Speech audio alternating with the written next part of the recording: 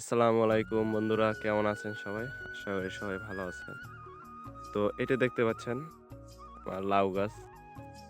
লাউ গাছের গ্রোথ মাশাআল্লাহ দেখতেই পাচ্ছেন। আমি আর কি বলবো?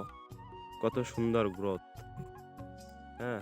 মানে ডগাটা কি পরিমাণে মোটা হইছে সেটা তো আপনারা দেখতেই পাচ্ছেন যে কি পরিমাণে মোটা। আর ডগার গ্রোথ কি দেখেন।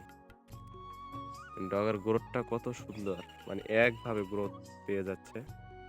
আর এটার মূল কারণ কিন্তু হইলো গিয়া গোবর সার ব্যবহার করা হইছে।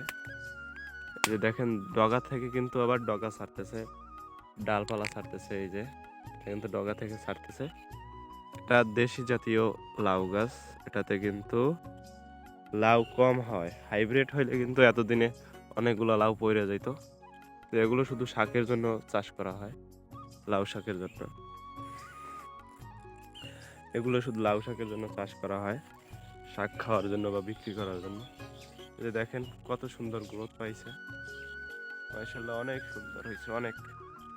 এই যে দেখেন এখান থেকে যদি একটু দেখাই কত সুন্দর। মানে কৃষকের একটা জিনিস যখন কৃষক চাষ করে তখন সেইটা যখন ফলনটা ভালো হয় তখন কিন্তু কৃষকেরও অনেক শান্তি লাগে মনে, দেখতে অনেক ভালো লাগে, অনেক খুশি হয় কৃষক।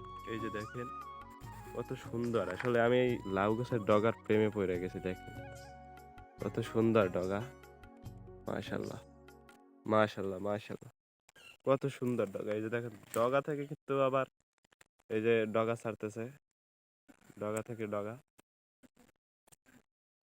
পুরো লাউ গাছগুলো দেখাচ্ছি।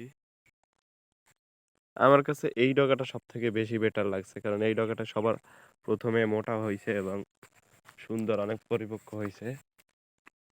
খুব দ্রুত বলতেছে লাউ গাছ।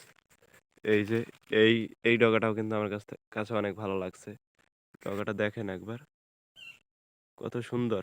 মানে এটা আসলে বইলা বোঝানো যায় না, সরাসরি না দেখলে বুঝতে পারবেন না আসলে কত সুন্দর এই যে লাউ গাছটা হয়েছে।